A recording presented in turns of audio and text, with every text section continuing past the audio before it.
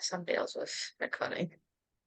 All right. A very good day to everybody here tuning in from around the world. So thank you so much for joining us. I hope you can hear me. Well, just give a thumbs up that you can hear me. All right, very good. So we have a very small group here. We hope that more will join in later, but we will be still sending all of you the recordings. And thank you for participating in our professional development session. We do the Global Schools program have monthly professional development sessions, and today it is in conjunction with Earth Day celebration. I'm sure educators around there around the world are prepping up lessons and doing activities with your students and having the jids of teaching students about our environment, climate action. So this time around Global Schools program, we're thinking about, doing something about upcycling, teaching you all about upcycling and circular economy, something different so that, you could share this with your students as well. So we have one organization, which is quite famous in Malaysia, called Biji. So Biji Initiative was founded in June 2013 by a team of environmentally conscious individuals in a humble apartment, then a house in Jalan Ipoh, Kuala Lumpur, which grew rapidly. They grew very big due to persistence, great and amazing team members, and even supportive Malaysian network to accelerate sustainable development by providing access to education and technology. So Biji works with corporates, government partners, international agencies, and fellow impact organizations to adopt and scale sustainability development practices in Malaysia and around Southeast Asia. And they have gone global as well. So the team has inspired at least 38,000 people so far and 1.2 million ringgit income, funding this with plus 138 projects created, impact projects created. So they have the aim to inspire positive changes throughout the society by encouraging businesses and individuals to adopt sustainable practices collaboratively and constructively. So they started off like just volunteering, and somehow, they had permanent staff members, which I had the honor to meet the co-founders as well, from diverse nationalities and backgrounds, and they're currently based in Publica, our creative hub in KL. And they have their own makerspace. I visited their makerspace, which they have things made out of seat belts. So that was interesting. I still have the bag that, from the seat belts and along which is called Mereka, and they have their own Mereka community. So today's professional development session for all of you. Uh Participants will explore key areas related to sustainability, differences and impacts of circular versus linear economy. So this is very new as well. So I'm going to learn today as well from Gurpreet. The session will also cover practical strategies for integrating upcycling into classroom activities and, see current realities and challenges in sustainability. So we have Gurpreet Singh here. So Gurpreet's project management career began with the UNESCO CU program, where he was guided participants in securing funding, training, and mentorship. So if out there, all of you got projects, you can, contact Gurpreet to see, whether your projects, your proposals are good, and, get some feedbacks. And now he's in his fourth year. He has collaborated with groups like the US Embassy, CIMB, Bujaya, and other organizations serving as the project managers and training. He has contributed in smooth project execution and fostering collaboration. And with a background in law and project management, he works for Mereka Leadership on project and business development. So over to you, Gurpreet. You may start the session. Right. Hi, everyone. Gurpreet here. Thank you for taking the time out. It's 8 p.m. here in Malaysia. It might be 8 a.m. over where you are, taking your time out, your day out on a weekend, to come together for this fun, collaborative, engaging sessions. Thank you for putting up in the chat where you're from. I see so many people from all over the world, and it's so heartwarming. Because we pride ourselves back here in KL, right, in Mereka as a makerspace, a creative hub, a place for people to come together and have fun. And we have people from all walks of lives, from international school moms and dads, all the way to individuals who, just come to Malaysia to cycle through the world. And it's great to have you guys here. And I hope that, I can keep you pumped up. And thank you for coming again. Are we all educators here? Just, let me know in the chat if you're all educators. So just to share a bit about myself, I started off my journey. Okay, I'll just share my slides first. I started off my journey with the UN Association of Malaysia. So it's this non-governmental organization under the World Federation of UN Associations. And then I became a project manager. But to be fair, I was interested in project management much earlier, in my schooling days even, right? And I was already doing stuff, with the conservation and preservation of wildlife side of things. And so I guess sustainability was my calling even before I had decided what I wanted to do. And then I studied law and I realized that, it's not really a thing for me. At risk of sounding really bad, it's a cutthroat world out there. Just seeing how things were, I thought I could do more. And then I worked with Mereka. So I've done project management ever since I joined. But then I also work in Mereka, the space team. So where I do a bit of organizational management, cross-functional teamwork and collaboration and stuff like that. So that's a bit about me, and enough about me. But I just wanted to, start the session with something fun. So this is a few Q&As, it's all anonymous. So just, scan the QR or go to menti.com, enter the code 24372952.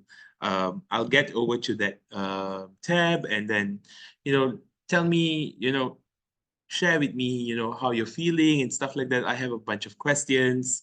So, yeah. If you're in, please feel free to spam on the like button. So do we have everybody in?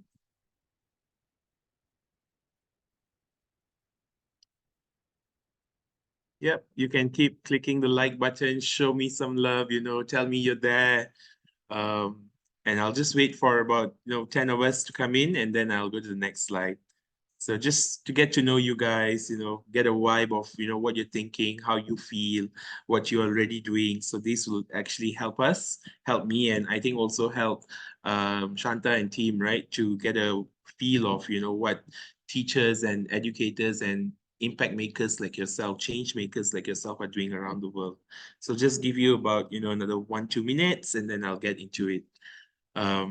But yes, thank you for, keeping up the chat. I said, to Saleha, to who else? Christina, to Elizabeth, to Glory, to Uma, and the rest of you. Thank you guys, for keeping the chat alive. Abhilasha, Julie, Nusaifa. So yes, feel free to put it in the chat, any questions you might have. And if I don't look at the chat, maybe Shanta, just let me know. And I'll come over there. So, okay, we have about 5 of us, so I'm not going to delay any further. You can still go to menti.com and go to the code 24372952. Right, so first of all, tell me, how are you feeling, guys? Are you feeling happy, excited? It's the weekend, I know. But tell me a bit about, you can even tell me how you've been feeling this whole week, right? It's been a busy week for us personally. My boss was going to travel overseas, so we had a lot of stuff to get done. Excited, tired, busy? Well, preach. That's me too. Um, what else? I have 3 responses waiting for the rest of y'all.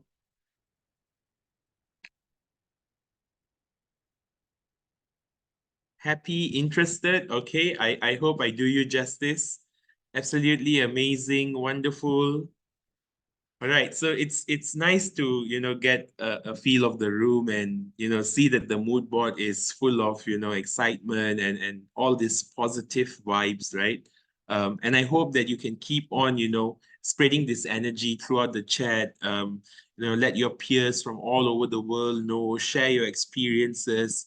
Keep it alive. Let's keep this engaging, right? It's between not just you and me, but also between you and each other. So tell me how you feel. And yep, week was wet in the UAE. Yes, I read about what happened in Dubai. I hope everybody is safe and in good health and take care of yourself. Um, Climate change is real, right? And we can argue all about the science of it, but it's a reality that we face today. So yes, stay safe, everyone, and I really thank you for coming over today. So, recycling items must be. So, this is a question that I always ask people. It's not a trick question. I just want to know, what you think recycling must be. Must the items be clean and dry? Must they be cleaned and recycled? It doesn't matter. Are you not sure? If you're not sure, that's fine.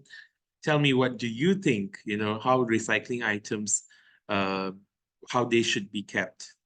So, cleaned and recycled, yes. All right. Okay, I'm glad that everybody chose clean and recycled.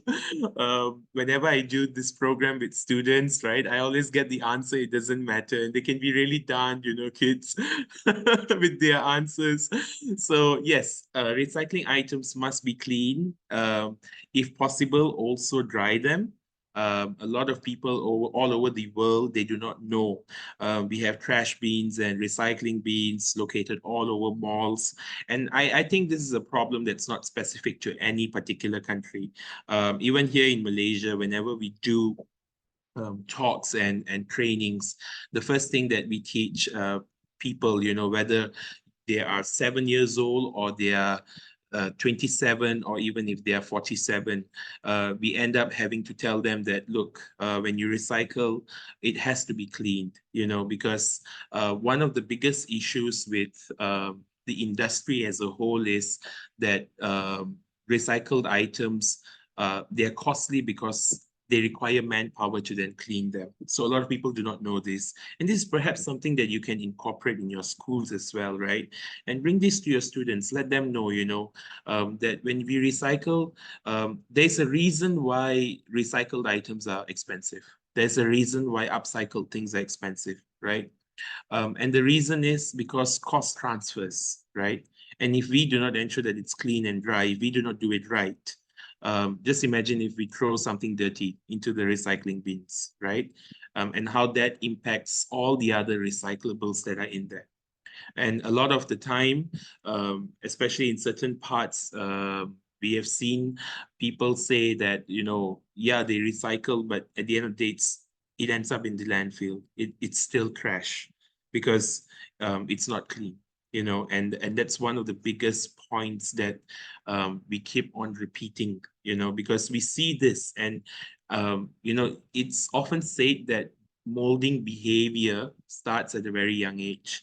And so this is something that perhaps you can share with your students, with kids, and even share it with adults. You'll be surprised at how many people do not know about the rules, the standard unwritten rules of recycling. So do share it and make sure that you really raise awareness on this particular issue.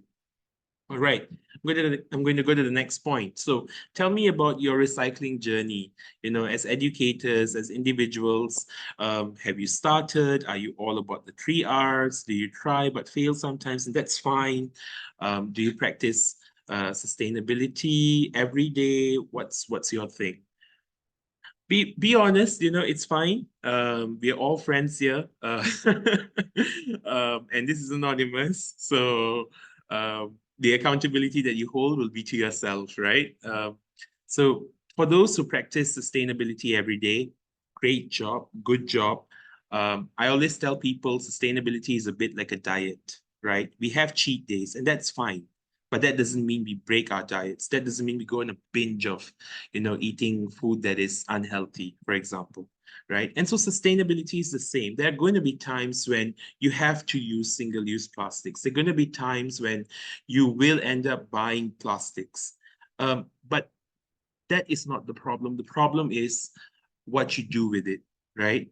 What do you do with those plastics? So the power is in your hand. And one particular frame of thought that I would like to share with you, and I think that you should implement this in your classroom, especially when you're teaching about sustainability to kids, right? Is to show them that they have the power. Right. And we always talk about empowering, but how do you tell kids that the power is in their hands? You tell them about what they can do. Yes, they use single-use plastics, but they can make little eco bricks out of it. So, try to push all those plastics in a bottle of water, for example, of course, an empty bottle, put them all and really make the bottle sturdy enough. And you can actually make structures then out of those bottles, because they're so strong that they can be used for other things. And we've seen in Malaysia, we used to do this as well. We used to make art installations. We used to make structures out of eco bricks. So these little bottles that have a lot of single-use plastics, they're super sturdy, and we have made chairs out of it so people can actually sit, benches and whatnot. So these are the things that you really want to share with them, right? To tell them that the power is in their hands, but then to also show them how, to explain to them how. It's not enough to say that, we want to empower kids, but we need to actually visualize it for them, because kids are all about imagination. They are visual learners, right?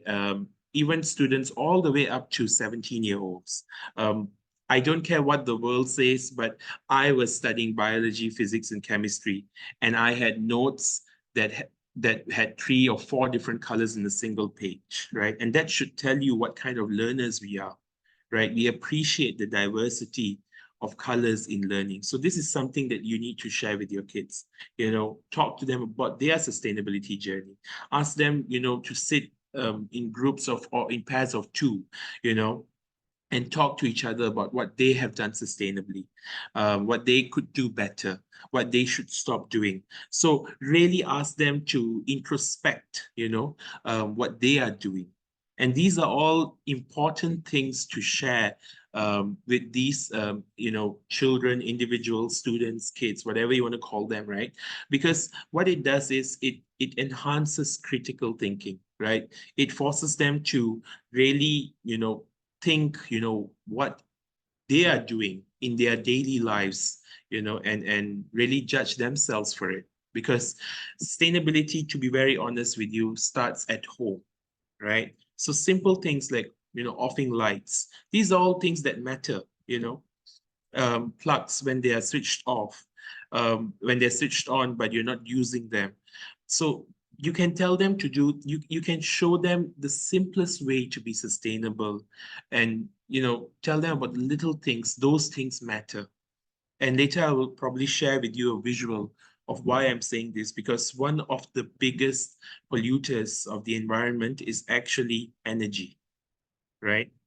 We're wasting away a lot. And the reason for that is because we're not saving, right? So for those who try and fail, that's fine.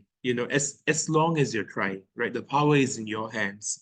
Every morning you wake up, the power is in your hands to determine what you're going to do that day. For those who are all about the 3 R's, great job.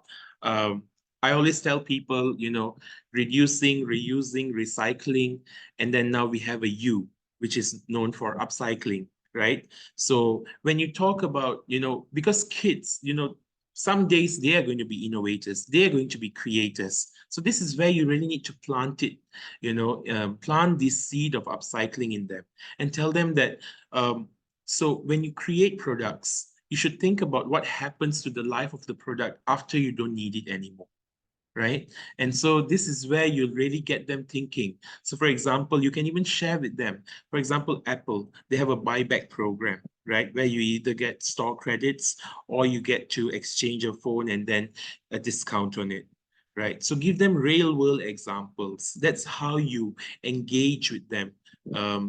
And it doesn't, and it of course it does help if you're on TikTok or Instagram or you're an avid social media user, get to know what's going on in the world, really connect with them on that level, and they will understand better what you're trying to deliver. All right, next question. So just to, get a cursory understanding of the room, right? To test you a little, how many UN SDGs are there? Are there 11, 15, 17? Are there an infinite amount of SDGs?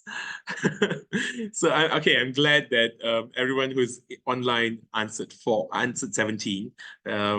Yes, there are 17 UN SDGs, from eradicating poverty all the way to promoting peace, partnerships, and justice and whatnot.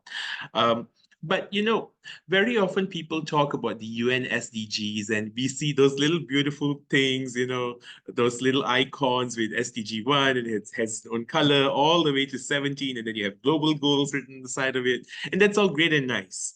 But really go when you're teaching in class, right? Really really go into the meat of it, because SDG 1 all the way to 17, they have targets. Each SDG has got a deeper target. Companies like Shell, for example, they were sued by their shareholders, right? Because they wanted to be more sustainable, for example. And so they went and created an entire report or action plan based on the actual targets within those SDGs that they wanted to tackle and how they were going about it. So they had partnerships, they started implementing new processes, and this went from the governance of, the board of directors all the way to their business model, right? And if you go online and check it out, they have an extremely beautiful report on how they're doing it, right? And so this is something that you want to share with them. Tell them to go deep into the UN SDGs. Something simple that you can do in classroom is ask them to pick an SDG. Ask them to, okay, first you can tell them to define a problem that they are facing in their local community, right? Local community can be something as simple as their own family and relatives, all the way to their council, right? Or local authority. And then tell them to find which SDG is the most connected or associated to that issue or problem. And then you can tell them how they would go about solving it. What would their solutions be? But then, tell them to be practical, tell them to be smart about it, tell them what they can do on a personal level, what they can do on a community level, and then maybe what they can do on a policy level. So this actually really buys into this, gives them the feeling of empowerment. They really buy into it, right? Ask them what is their local council, what is their local authority. For in Malaysia, we use the word local authority. What their local authority is doing, to solve that issue, for example. Ask them what they can do, and maybe what the school can do as well. So at least you have that partnership between schools and students as well. And that gives them the feeling of, okay, I can get this done. The school's bought into it. We can work with them on it. So these are really things to look into as well. So kudos to everyone, 17 SDGs. Now I'm going to go to the last question. So this is a bit of an open-ended question, on a personal level, what do you guys do, right? How do you practice sustainability? There are no right or wrong answers. And even the smallest action, contributes. If you know about the butterfly effect, the smallest action actually has a multiplier effect. And I believe in that, right? So tell me, how do you practice sustainability? I look forward to seeing your answers. I know you're all typing, so let me know, and I'll read out your answers. Remember, these are things that you can even implement in your classrooms, right?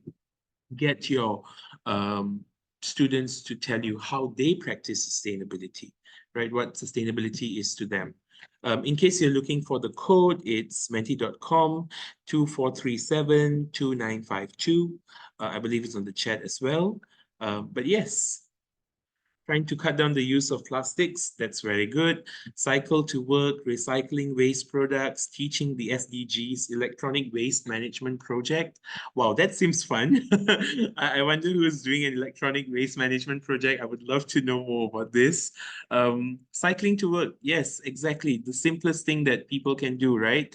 And it's well within their power. Obviously, if your school or your workplace is like, 10 kilometers away, don't, but to each their own, recycling waste products, absolutely. You can do one thing better if actually you collect those waste products and segregate them. You can even do workshops in your school, right? Find out what you can do with those waste products that you want to recycle.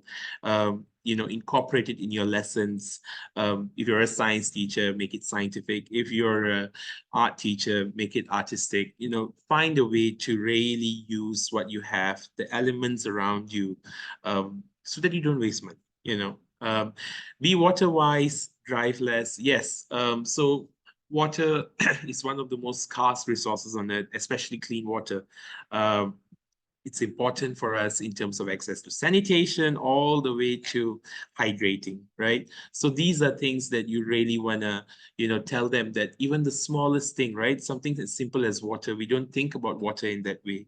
And so this can really, force them to, it opens their minds up, it gives them a paradigm shift of the power and the importance of water. I know that some countries around the world have water shortages. Um, there was one study or documentary on South Africa facing a water shortage. And then there was another one where there was a pollution in one of the states in the US that had a water pollution problem, and how the local residents actually brought them to court. So these are all things that you can highlight to them, right? Water is life. Promoting eco-friendly practices like reducing energy consumption, recycling, encouraging sustainable lifestyles through conversations with users like me. Yes, definitely. This is so important. A lot of the times, I always tell people, right, when you talk about climate change or when you talk about recycling or sustainability, these are all hot button topics, with COP28 and the Paris Agreement and all these various the ESG reporting requirements, the SDGs. Now it's a very hot button topic, right? And a lot of people tend to make it political, right? Or they tend to make an observation that is, I would say, quite controversial. But how do we, uncontroversialize this topic, right? It's by, let's stop demonizing people, right? Let's stop putting them in the negative light. So I always tell the world, right? Whenever people come to Mereka, whenever I'm talking to people, my first instinct is never to talk about the government, never to talk about the larger policy level. My first instinct is to talk about myself. What can I do? Right. I think it was John Kennedy who said, ask not what your country can do for you, but what you can do for your country. I really vibe with that because it really tells you that the power is in the person, and I believe in the power of the individual. Reducing food wastage, encouraging others to save water. Yes, reducing food wastage. There was a startling stat in Malaysia coming out last year that really took the world, took Malaysians by surprise, that we only 24% of food waste was avoidable food waste. The rest all actually was expired. And that's crazy because if you think about the amount of food that was wasted, and you think about the number of people who are facing homelessness, destitution, or they were in um, the poverty index or low economic classes or classification. So these things really matter.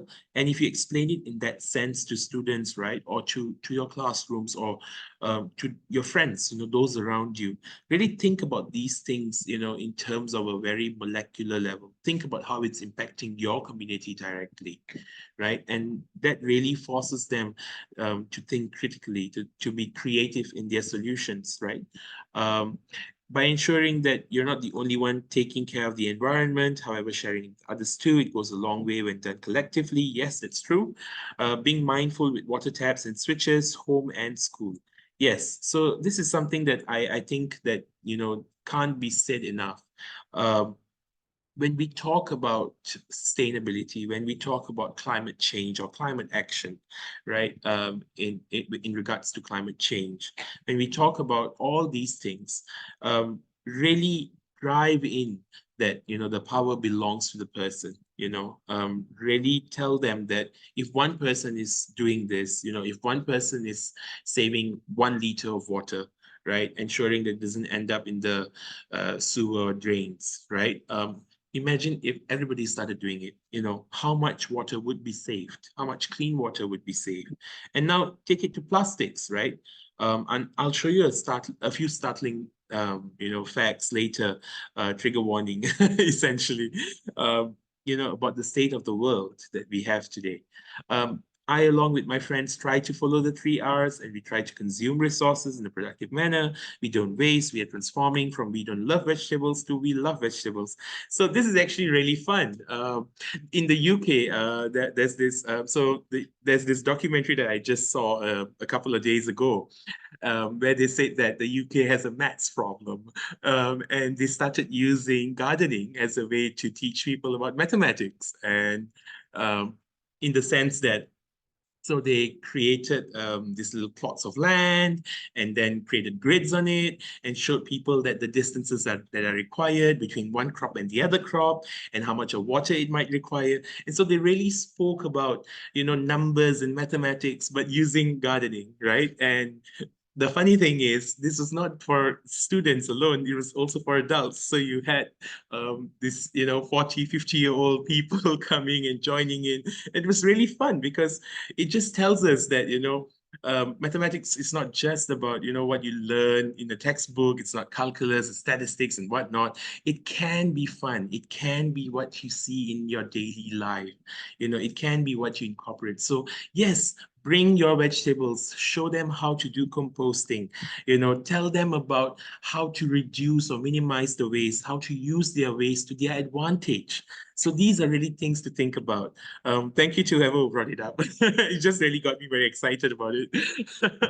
I compost my kitchen organic waste. I recycle clothes and make as much handmade stuff as I can, cards and handmade soap, and make husband make gifts, I guess. So yeah, include your partners as well, right?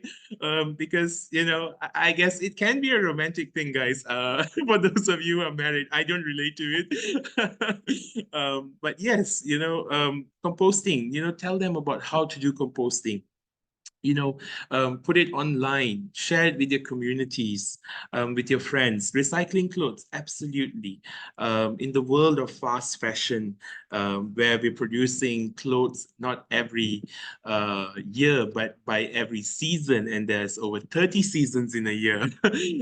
Crazy, I know.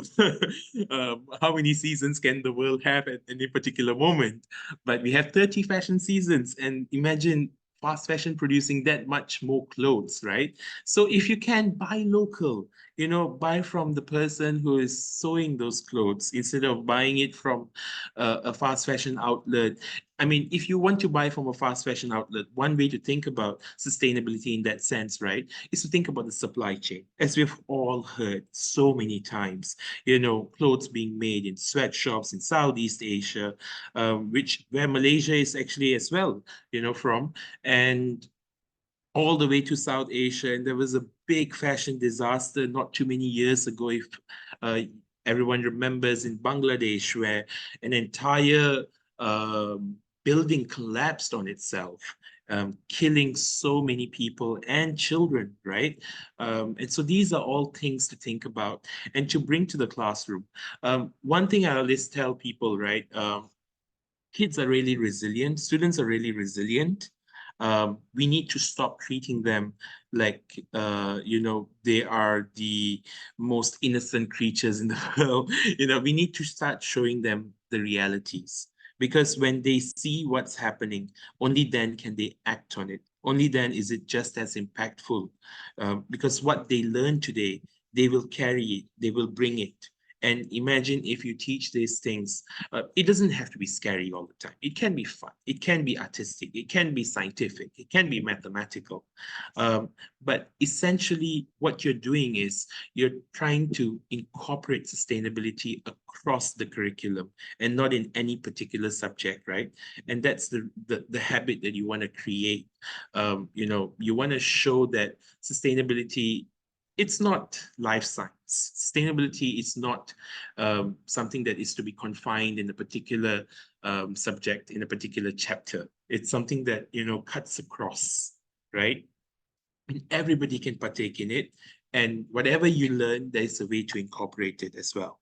So, okay, I've taken enough time. I'm going to get to the meat of it, and I'm going to, just go through a few slides with you guys, share this knowledge. Feel free to get in touch with me, and I'll also drop the slides to Shanta later on, and she can share it with you guys. So going to the next slide. So this is just, a Cree Indian proverb that I found online, and I really resonate with it, right? Only when the last tree has died and the last river poisoned and the last fish caught will we realize we cannot eat money. And I think this is something that really resonates because we live in a very material world, right? And we need to tell people around us, those around us, that sustainability, it depends on the behavior of the consumer, right? And so if all we do is consume, consume, consume, and we are not responsible in our waste management practices, for example, it's going to get worse, and I always believe in the idea that we are on limited time. Even our time on earth is limited, and so it's what we do today, the legacy that we leave behind, that really matters. So what is sustainability? So I find a lot of, kids and even adults asking me, actually, what is sustainability? Why do we use the word sustainability, right? And essentially, I always tell them that sustainability is about reducing or ensuring that we do not worsen the impact that we as human beings have on the environment, on society, on the economy, right? So it's not just about the environment. People need to earn money. They need to thrive and not merely survive. You don't just want to live. You want to live a healthy life. You want to grow. You want to leave behind for your kids, for your family, a house, a car, whatever, your aspirations are. So sustainability is not just about the environment. That's the most important thing. Sustainability is everything. It's from the environment to your economic health, as an individual, as a society. So when we talk about sustainability, it's very important to tell what kind of sustainability we want to talk about, because there's something known as financial sustainability, right? There's something known as environmental sustainability, right? So these are all things to think about, to share with them, right? Okay, so these are the ocean polluters by country. Now, this is a marvelous stat that I always share with people. And I think it's accurate up to 2 or 3 years ago. Some of the biggest polluters here are from Southeast Asia, as I mentioned earlier, right? And it's not a very, it's not a stat to be proud of, right? But there are also things that we have to recognize. So, for example, around 5 years ago, it was discovered that some of the biggest reasons why Malaysia is actually collecting so much of waste, or disposing so much of waste, was because certain countries actually stopped the practices of importing waste. So the waste was rerouted in containers, shipped to Malaysia, right? And we were stuck with it. And this waste was not coming from, it was coming from the West, for example, right? From countries like France, from the UK. And so these are all things to think about. Share with them these things, but share with them the nuances as well, right? When we talk about sustainability, there's no place to throw our trash, right? Whatever we use is going to end up on Earth, right? And whether it is in Malaysia or whether it is in your local countries, really share with them that we can't hide from it, right? So when we talk about consumption, when we talk about waste practices, these are really things to think about. Um, so, yep, this is an important stat to share. So again, earlier I was sharing, right? Only 1% out of 3 million tons of waste gets recycled. So the number is not even 1%, it's 0.06%. Just imagine that, right? And this was confirmed by the Solid Waste Management and Public Cleansing Corporation, commonly known as SW Corp. They shared this stat with the Malaysian public, right? And so that's a really damaging thing, because it shows that, as a country, our practices, as an individual, as a society, we're not doing enough. We learn about recycling, but do we actually know how much of things that we use can be recycled, right?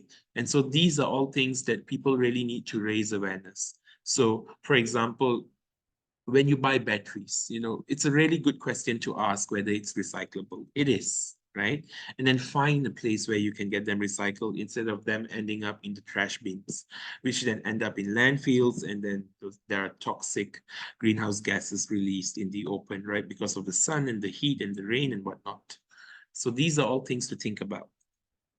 So some realities, 85% of e-waste are dumped in Ghana and other parts of Africa. So the world is actually dumping waste, and we're hiding the reality. We're hiding from reality by dumping them in other countries, right?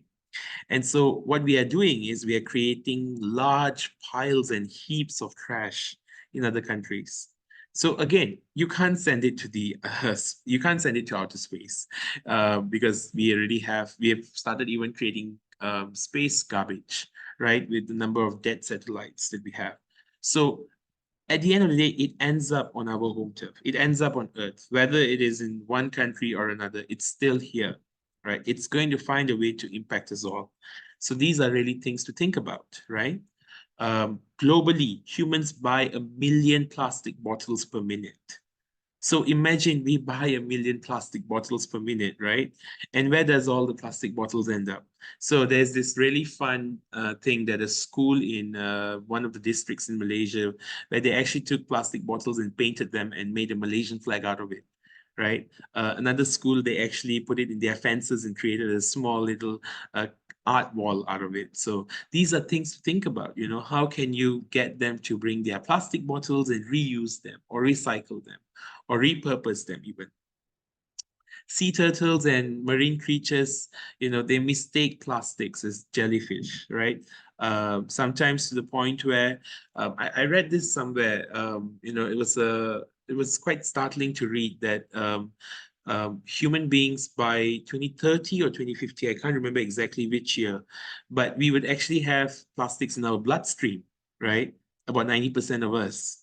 And that's crazy because, think about it, we have plastics in blood. That's something to really think about. The water that we are drinking has microplastics in it. So these are all things that, you can share with them, and ask them for solutions. So what can you do, right? Maybe drink water in a glass bottle or a steel cup. Those are all things that you can do, right? Because plastic melts every time you use it. So it becomes more and more unsafe for consumption, right? So these are all things that you can share. You can ideate with them, with your students. It is predicted that by 2050 there'll be more plastics in the ocean than there will be fish, right? And so in some countries we're already facing this problem, right? Where there's a decrease in the marine life or aquatic population of fish and other edible marine creatures, right? And farmers are already seeing this issue happening in certain parts, even in Southeast Asia, right? So these are all things that you should share with them, right? Why share these statistics or these realities or these conundrums or dilemmas? Because if you do not share the reality, if you do not show them the problem, how can they first of all acknowledge that there is a problem, right? The first step to finding a solution is to actually realize or to find out if there is a problem, right? And we clearly have a problem. And then what can we do from there? So this will really start a discussion and an engagement with students, right? If you are an English teacher, right, host a public speaking slash debating competition, on this matter, right? So this is one of the ways in which you can get them to research. So again, you're empowering them. You're giving them the power to actually go and find it out, to seek out the realities that the world faces today. So this is quite common, everybody knows it, that we have a Great Pacific Garbage Patch, but nobody actually knows how big it is, right? And so the size of it, the sheer size of it's as big as a small island, you know? And so perhaps it's important to show these realities, right? That majority of plastics end up in those gyres, right? And they are not biodegradable. They are photodegradable. Sunlight breaks them down into smaller things, into microplastics. These microplastics are then eaten by fish. Then we eat those fish, and then we're basically consuming the very thing that we um, threw away, and we're polluting our own bodies, right? And so this really goes back, it really drives the point home that, whatever you do in the world today, it will find a way to impact you, right? I.e. us. Um, Another one more statistic, right? Fashion is the second most polluting industry. So earlier I shared about how, fast fashion is one of it's raising one of the biggest concerns in the world, right? In terms of the sheer amount of clothes that are produced, and the different types of fashion. And that means all the fashion outlets in the world produce all the different seasons. And so fashion, when we talk about fashion being the polluter, it's not just about the material they use. It's not just about the semi-plastics that they use in their material, because they're no longer pure cotton, but it's also about the natural dyes, which are no longer natural. It's also about the composite material that forms the clothing, right? So these are all things to think about, to really share with them, right? Go really deep into the issue. When you talk about, something related to climate change, for instance, because climate change is such a big word, but climate change in terms of what, right? In terms of noise pollution, in terms of our waste management practices, in terms of the releasing of, greenhouse gases into the atmosphere, in terms of our carbon footprint. So really go into the meat of the matter, right? So these are the largest carbon dioxide emissions by sector. I believe that this is a Malaysian statistic. I'm not sure if it is applicable to all other jurisdictions, but yes, some of the biggest, CO2 emissions, the polluters are transport, manufacturing and construction, electricity and heat production. So we still, depend on a lot of this, I would say, non-renewable resources to produce whatever needs that we have today. And that is having an impact on the environment, right? But also be critical, right? So people say, okay, let's stop petroleum, but then we are using batteries, and then there's battery pollution, right? Think about, all the realities. When we talk about alternatives, how can those alternatives actually, can they help, or would they cause more harm? So those are the way to think about things, right? Really strike a conversation, right? And get them to, think critically, right? And if they have creative solutions, I think those should be raised as well, right? And empower them to do so, right? Sometimes we hear, I had a class of children when I was doing a talk recently on sustainability, where they said that we should stop producing plastic forks and spoons, right? Because we don't need plastic forks and spoons anymore. It's in Malaysian culture to use your fingers and eat, but also to use metal forks and spoons, right? Made of stainless steel. And I was like, yes, how can we do that, right? How can we stop the production of plastic fork and spoons, right? That's not in our power. Those are for companies to decide or the government. But what we can do perhaps is that we can raise awareness on it. So the next time you're speaking to a friend who takes a plastic fork and spoon, raise awareness. Tell them that they shouldn't use that plastic fork and spoon, right? Or if your parents are doing it, so really get up close and personal. Challenge them to think deeper, to think harder, and kids enjoy challenges, right? Um, they are in school for a reason, and it is, our job as educators to really ensure that we create an environment where critical thinking is not just something that we motivate or encourage, but it's something that, happens as a means, as a byproduct of us teaching, for example. So those are things to think about. So earlier I spoke about food waste in Malaysia. So 76% is unavoidable, 17,000 tons. I guess that's 17,000 million kilograms or something like that. See, even I can't think because the number is so huge. And imagine if all that waste was, instead of it ending up in landfills, instead of it ending up in us disposing them, imagine if they were used as biocompost, right? So this is where your science project, science teachers get going, guys. Share it with them, tell them to bring it to school. Obviously, the science of composting, we should not use cooked food. We should use as much as possible organic raw food, no bones, because that would attract bugs and rodents and whatnot. And just be safe, right? Playing with soil, things like that, they also boost immunity. Schools in Norway are trying to encourage students to go and, there's something known as learning outside the classroom now, because they don't just want to boost immunity or creativity, but they also want to, really look at ways to alternate learning methods, right? And mechanisms, see whether students resonate better with what's being taught, right? Are they engaged better? So these are things to think about. Right, so share videos. So I think in the interest of time, I won't share the video, but I'll share the links with you guys. But yes, share with them videos. If you're teaching primary school kids, right? Those between the ages of 7 all the way to 12, these videos are really fun because they get to learn about sustainability from a very visual, auditory kind of manner, right? Kinesthetic kind of manner, in the sense that you can ask them questions after that, what they can do about it, right? So really, put together a lesson plan where, they get to see, they get to hear, they get to do it by themselves, they get to learn, and they get to have fun. That's the most important thing, right? Having fun actually is associated with better memory, right? It's scientific, it's not me, right? So these are all things that you can bring to your classroom. I would love to actually play this video, but in the interest of time again.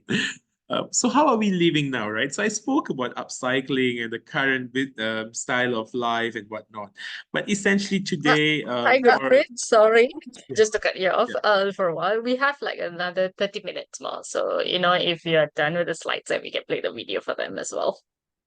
Right, sure. Yeah, I'm a bit worried as Yeah, well no because worries. 30 minutes we have a long ways to Yeah, go. no Yeah, worries. We can but have like a question and answer with the team. Yeah. yeah, Yeah. yeah, sure. So we have the previous method of take, make, waste, right? Where we extract, we manufacture, and then we're done with it, we throw it away. But we want to do something better, right? So from the taking itself, right? Even before manufacturing, we want to think about the life cycle of a product, right? So this is where you really get kids to think about, okay, if we're making phones, guys, right? How can we go about to ensuring once we do not want the phone anymore, or we do not have any use for the phone anymore, or if the phone spoils, what can we do with the phone? Right. And so this really encourages them to think about, when we talk about innovation and technologies, right? When we talk about, for example, satellites and whatnot, how can we think about the end of life usage, right? Or the end of life use of the thing. So that's where recycling comes in. I get it. But, what can we do with it? right? So this is where certain companies, they actually buy back the phones and they break them down and they reuse the elements within the phone.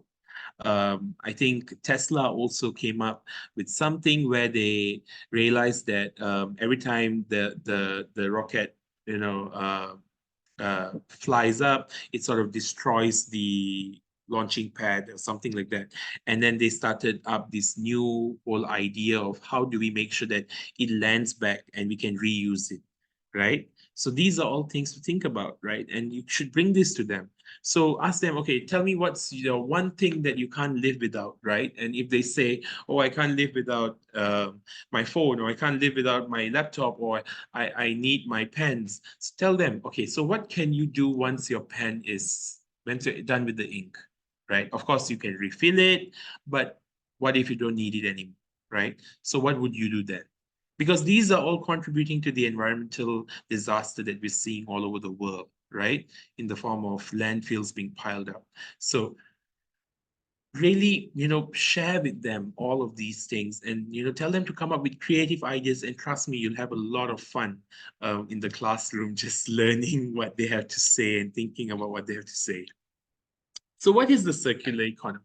Right. In essence, it's focused on the optimal usage and reusage of resources, right? It talks about the production chain. It talks about from the moment you extract all the way to consumption and what happens next. So it really goes a full circle in terms of, when we talk about buying things, when you talk about consumption, what happens, right? The entire process is actually documented. And we think about, we talk about thought leadership from the very product design itself, right? So how can we reuse it? How can we repurpose it? So these are things to think about. So the 3 Rs, very simple: reduce, reuse, recycle. But we also need, we also have systems change, right? We have closed cycles. So this is where you have an ecosystem, right? So there's no such thing as waste. Everything, when we think about something, when we innovate, when we create, we think about how can we close the loop, right? To ensure that it's not just something that ends up in the landfill. It's not something that just ends up as trash, but something that has more to it, right? So we give it a second life or a third life. At Mareka, I believe we have benches that have had they're in their fourth life right now. And it really speaks to the innovation of the person making it, right? So we have fabricators doing that. Then we talk about renewable energy. And yes, we still have a ways to go, right? When we talk about the kind of sources that we use to produce the energy that we have today. But then there's also this thing we need to think about the cost of it, right? To move from a different source, from one source to a different source, right? So these are all things that we have to think about. And we can't just say, okay, let's stop petroleum and that's it. But we have to talk about, okay, let's stop petroleum, but then we have to train an entire workforce to move to that new source of energy that we want to use. If it's a windmill, that's up to you. If it's rain and tides, again, tell them to think about things in this way, right? And then we have systems thinking. So we have an approach where every person influences the other person, right? So this is where you have the collective or herd kind of mentality, where everybody has a role to play.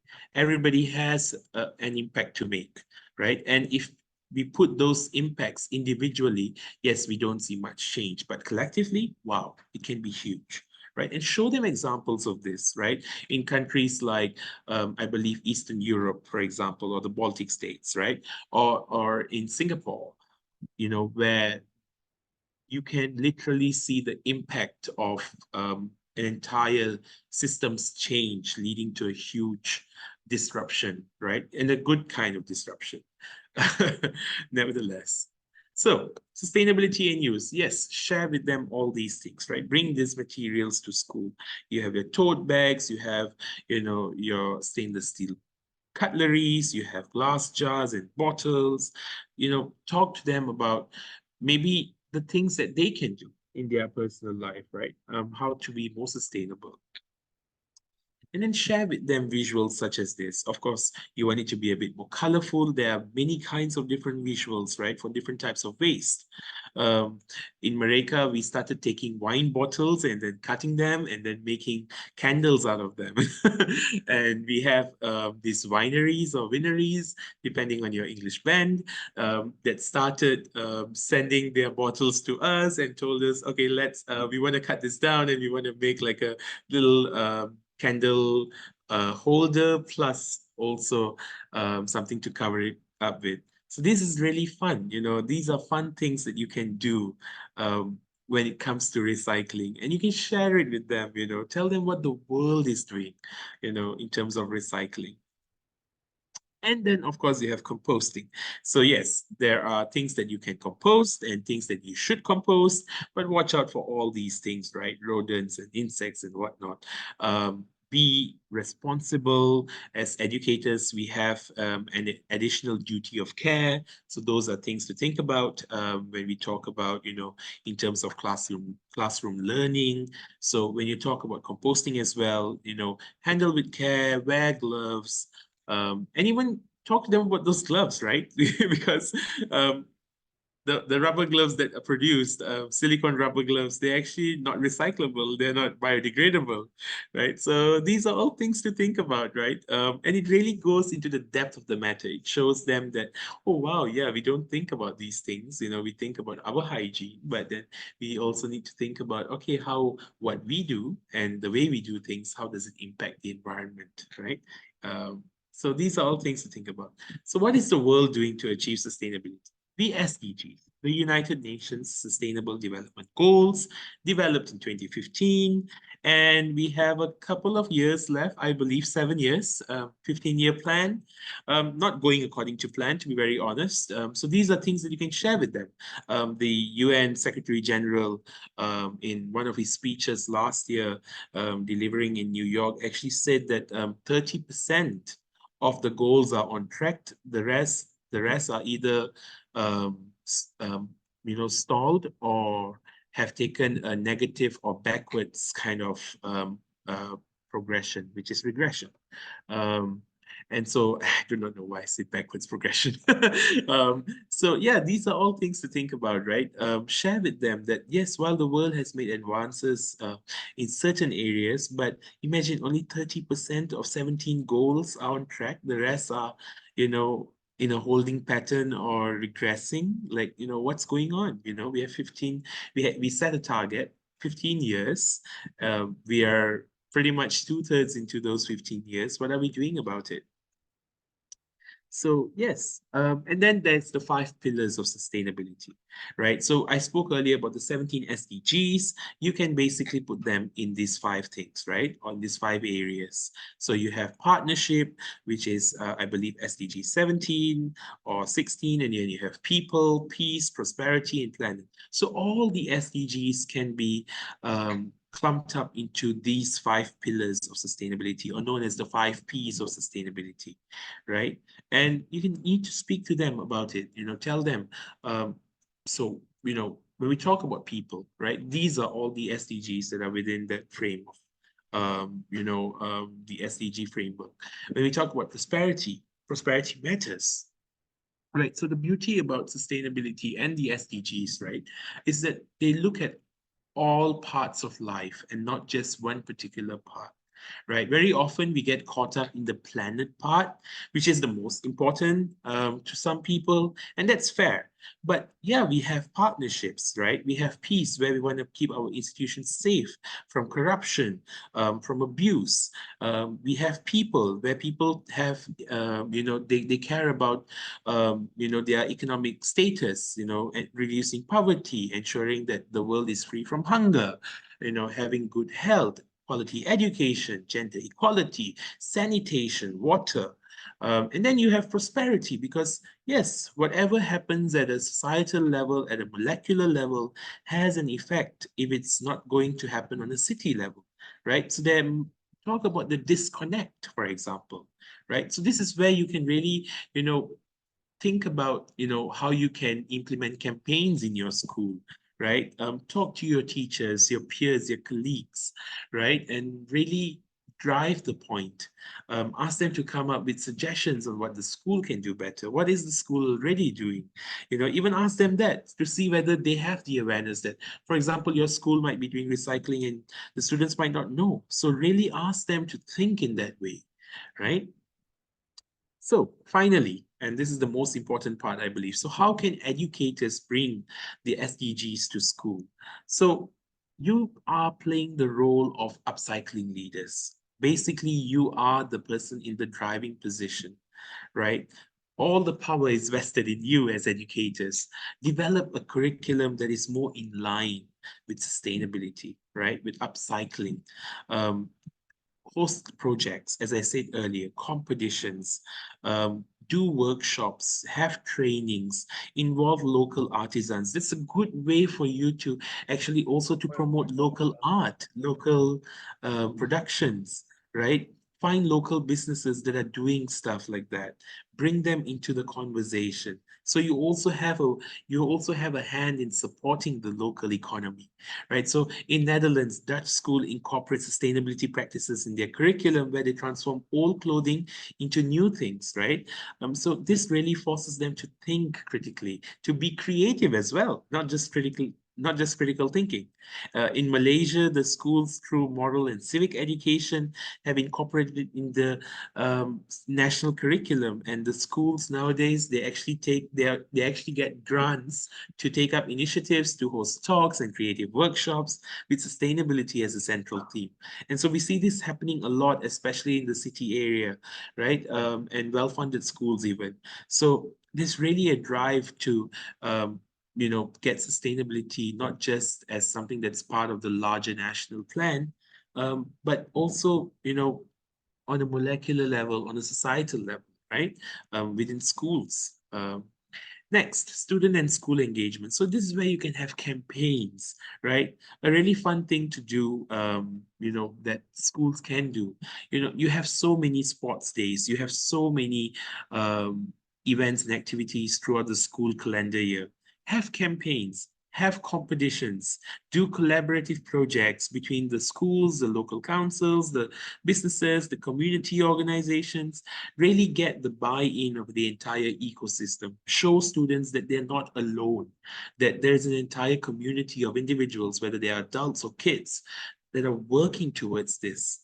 In Australia, schools participate in Waste to Art initiative. So this is something that's really fun, where they create art from recycled products. Malaysia also has a version of this in certain schools. In Singapore, the Eco School program, you get a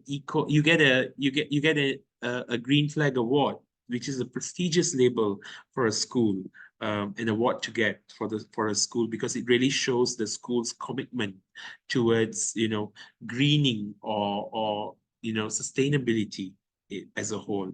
So these are all things that you can think about, right? How you can get your local communities, your local stakeholders. As I said earlier, it's an ecosystem, so get everyone involved.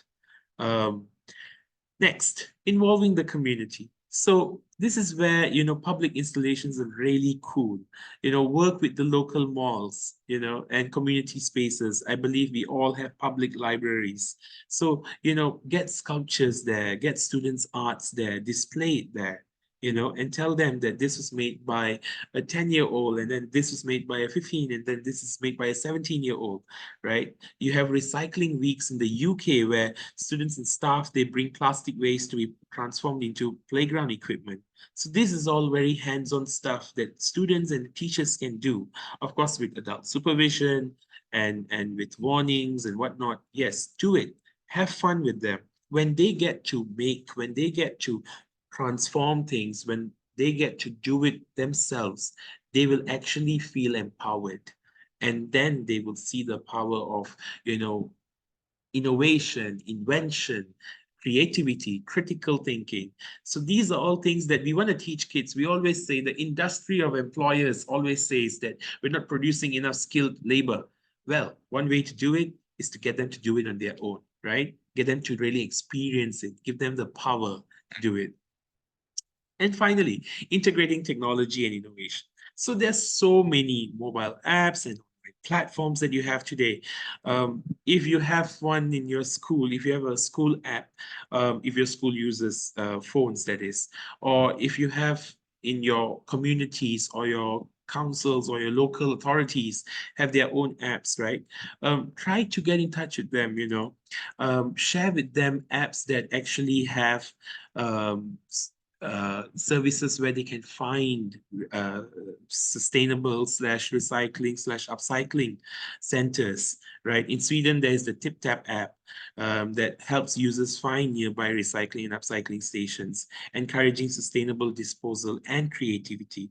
In the US, schools in California use a platform called Trash to Treasure that facilitates sharing and trading upcycling ideas and products among students, right? In Malaysia, we have these beautiful community that created the social enterprise that created this machine called the Clean Machine, clean with a K, where they take clothes and all that, right?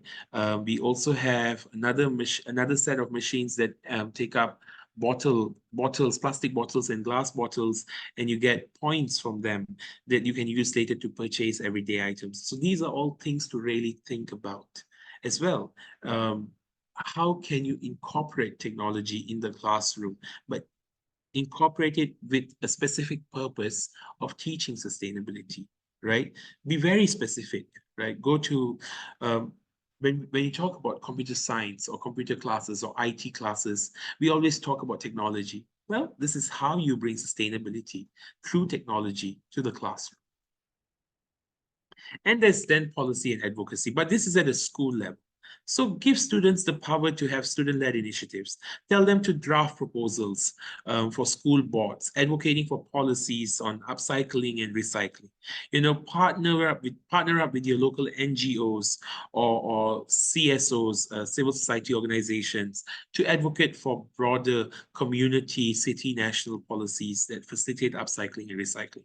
So in Germany, schools in Berlin partner with the city's waste management company to implement recycling and upcycling programs.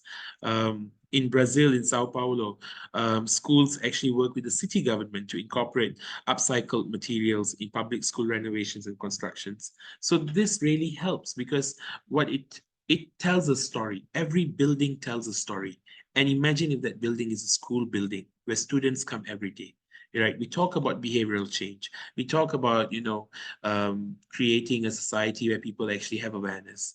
Imagine if your school, your building has a story to tell, right? And that story is a story of sustainability, is a story of upcycling, is a story of a forethought, right? Thought leadership, thinking about the future, but innovating, using sustainable materials or recyclables. Those are things to really think about.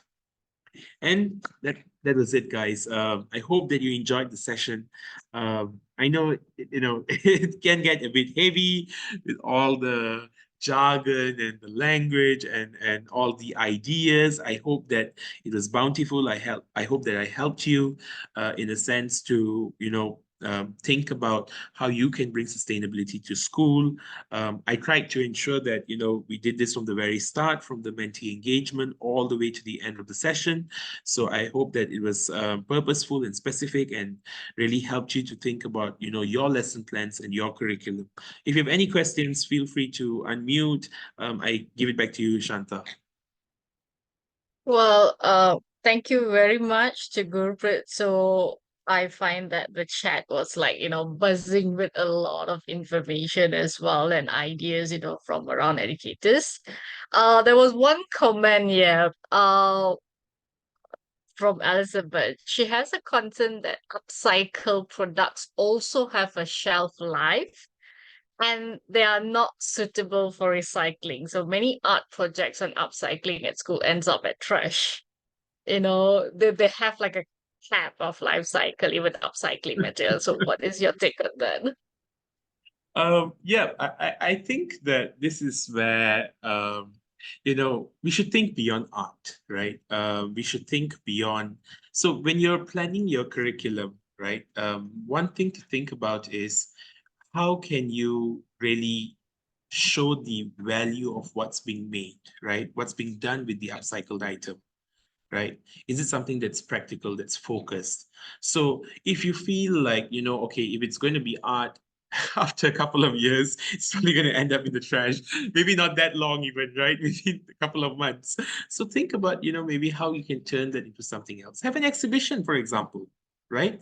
Immemorialize what's been made, right? And when we talk about, turning turning recycled items into art, upcycling them into art, turn them into something that's usable, that's functional.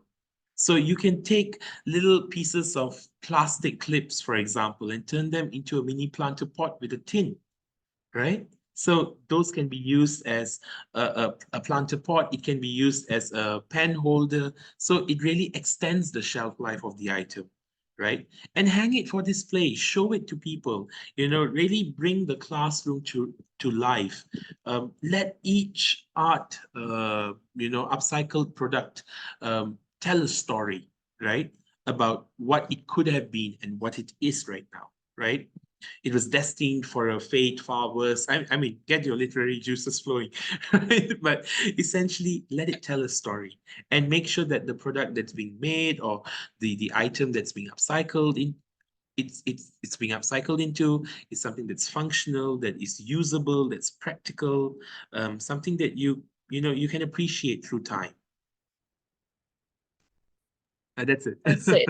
So yeah, like I know Moreka is a space where you used to do upcycling and still do upcycling. I remember that I got the handbag made of seatbelt. So, do you guys still continue those kind of upcycling things? Like we people, because I'm in Malaysia, so I know what's happening. I could visit the space anytime. So how do you bring like this international audience here, to have a look at your space as well? So people are asking, how do we connect with you as well, further? Yep. So yeah, they really want to have a network where they can, maybe school visits and those kind of things. Yeah, I'll share my links in the chat and also my email. So feel free to reach out to Mhm. me. I'll share with you decks and what kind of things we do, the kind of even our sales deck, right? Our marketing deck, so that at least you have an idea of what happens in Mereka, in KL, in All right. Publica, right? So Yeah. yeah, sure. So we have like two quick questions here. So this is one from Onia. So in my country, just a minute, it just went up. Nigeria, I'm doing a lot to beat plastic pollution. The major challenge is that we lack the space to put this plastic waste. So how can we get support? The space Yep. So itself. exactly. So one way to think about it is to ask yourself, what's going to happen with that waste, right? So if you have a plan, if you're collecting the plastic waste, that's great. Um, but what's being done with the plastic waste, right? What's next, right? Think about the next step. If the next step is to make upcycled items, then start on that. So that reduces the space requirements because you're going to upcycle into new things. If the next step is for you to, get it recycled, get in touch with, your local partners or your local companies that do recycling, that do upcycling, right? Maybe in exchange for collecting all of those plastic bottles or plastic waste, you can take your school students on a trip, an educational visit to the facilities, right? To learn how they do recycling and upcycling in that particular facility, right? What's next? Think always about what's next. And if space is still a demand, it's still a requirement you still need after that, then you should think about how you can utilize maybe local grants. So talk to your local authorities, your local councils, talk to the waste collectors, see what they come up with, solutions and ideas that are localized are much better than those that, for example, what we do in Malaysia could be very different from what you do over there. So in Nigeria. So those are all things to think about. But I would always say if you're having a space issue, that's actually pretty dangerous as well because, plastics and all that, you do not want an infestation that could happen as well. So really think about the next step. And if the next action step is for you to recycle it, then get in touch with recycling partners, in the area. If the next step is for you to upcycle it, think about how you're going to upcycle it. Is there an avenue through which you can upcycle it? If the next step for you is, to calculate the waste that you have brought to that particular space, then get it done quickly, right? So work with local partners. I always tell people that the social enterprise, NGO, non-governmental organizations, CSOs, civil society organizations, we are all a fraternity, right? We are all an ecosystem, and we need to work together. So get in touch with as many people as you can, right? Because there is going to be a need. You're going to find somebody who has a need for this. And so I would say work through Mhm. the ringer, get in touch with them. Yeah. So it goes with the converting plastic waste into brick. The equipment itself is too expensive. So it is necessary that we get ground support. So, I have like one last question here. From Aita. In Uganda, our challenge is mixing plastic waste with organic waste and chemical waste, which comes fast in large quantity. How can we separate these easily? So I know this is very Wow. So technical this is question. So yeah, I know Marika does this. I know BG does this. I've seen it. Like, you have ways in Makerspace and you really do it. So yeah. yeah. So I would say that, this is a very technical question. And perhaps first of all, you should learn about the type of waste that you have been collecting. See how it reacts, when you're mixing waste, because they will produce chemical reactions. So I would not recommend a lay person to do this.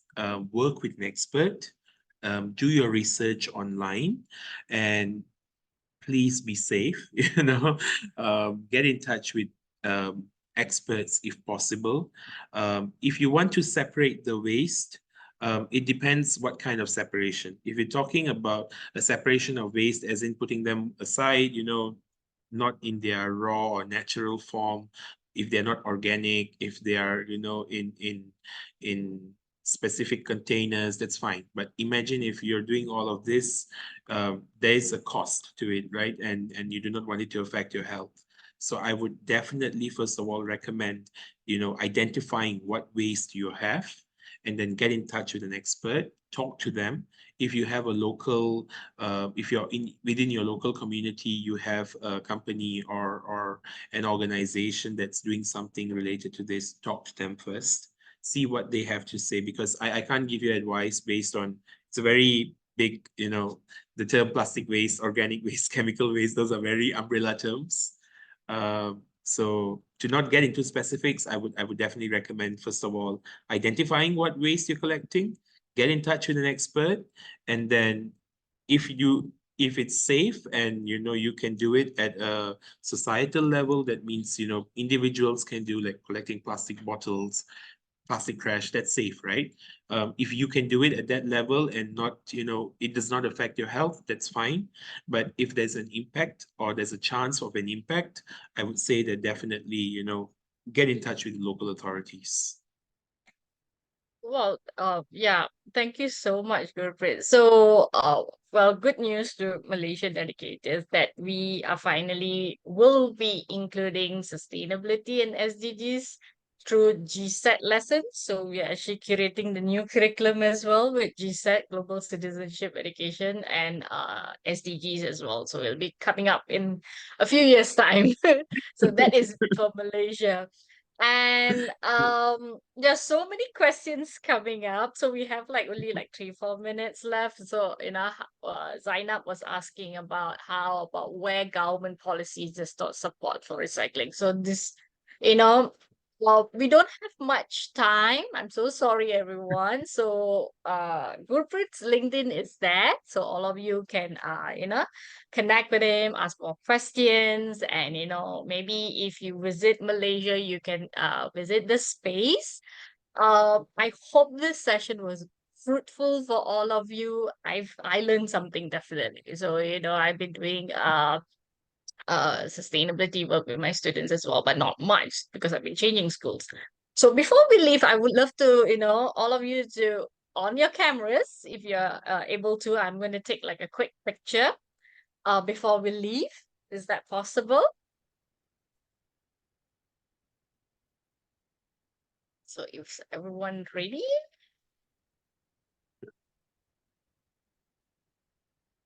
All right.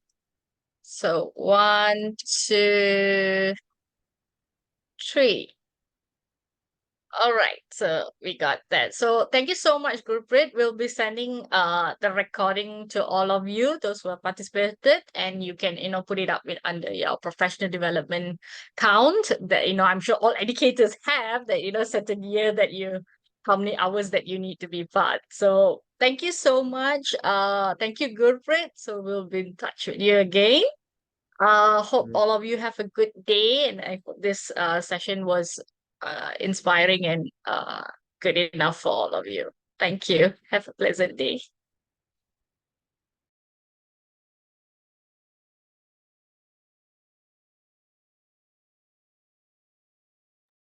Well, thank you, Gurpreet. Thank you for spending the evening with us. Yep, yep. So we can leave? Yep, all good? Yeah, sure. Yeah, I'll send you the Take care. documents, the Have a necessary good documents. weekend, Santa. Thank you for Thank inviting me you. again. Take care. Have a good night. Bye.